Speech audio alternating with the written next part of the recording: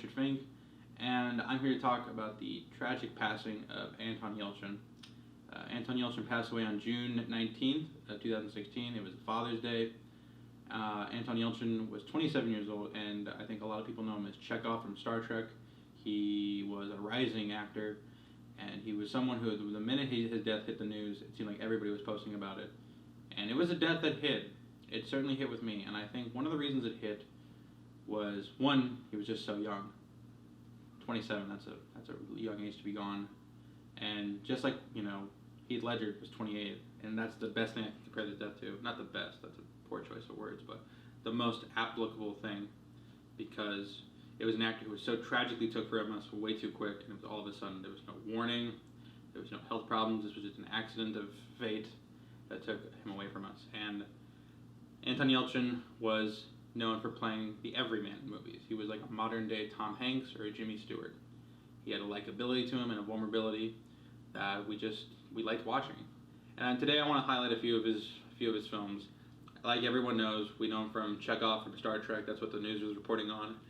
He'll be in Star Trek Beyond, which will be one of his last theatrically released movies.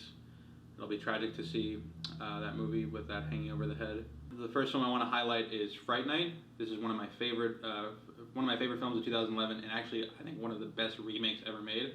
I love the first Fright Night. It's a good cheesy 80s classic, and remaking it, this is a movie that didn't need to be remade, but it was a remake done with such passion. It's updates the setting. It makes it a truly modern remake, just beyond the setting.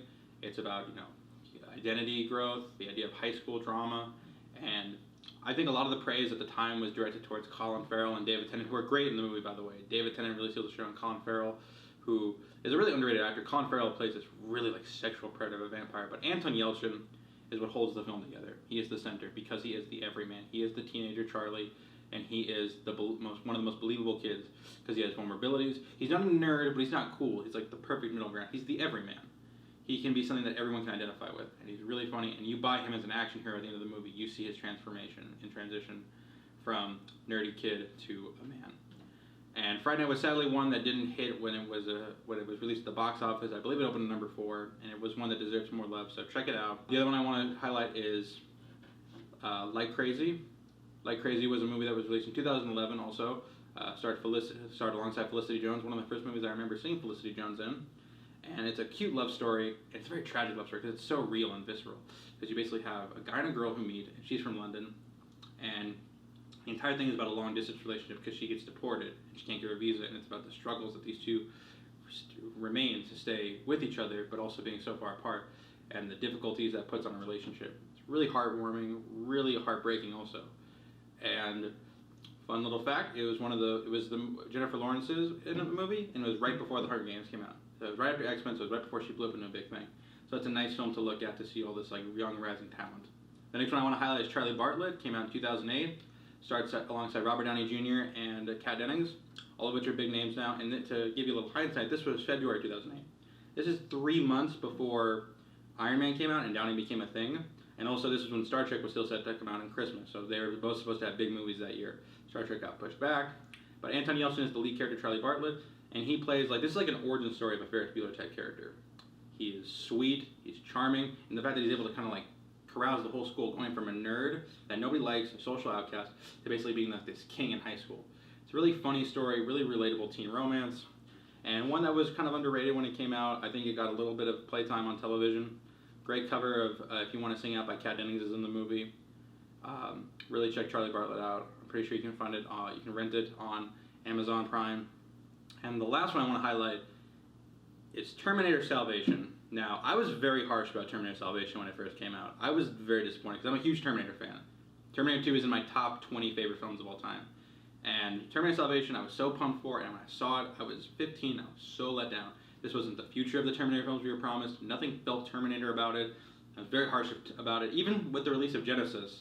But after the tragic death of Anton, I decided to go back and look at it. And I always thought Anton Yelchin as Kyle Reese was the best thing about it. Much better than Jai Courtney. So I decided with the death, I'd go back and watch it. And I have to say, changed my mind about Terminator Salvation. It's not a great movie, but I see the promise and potential of where they were taking the franchise. And it really does make me appreciate Anton Yelchin more as Kyle Reese, because the idea that he plays the Michael Biehn role as this we get to see a young kid coming into his own, and the contrast between him and Christian Bale, Anton Yelchin's the father of Christian Bale, so time travel is fucked up.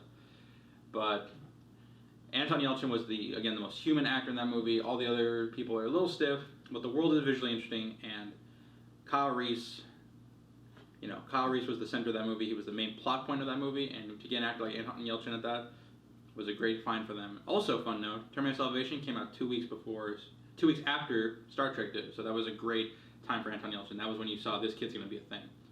A lot of other movies I could highlight: Green Room, Alpha Dog, many great movies with Anton Yelchin. I don't have time to talk about them, but I just wanted to highlight a few of my movies that I think about him. And I just want to say, Anton, you were taken from us too soon, and we will be missed. You were a great Chekhov. You were a great Kyle Reese. You were just great in everything we saw you in. Rest in peace. My thoughts are with his family and friends, and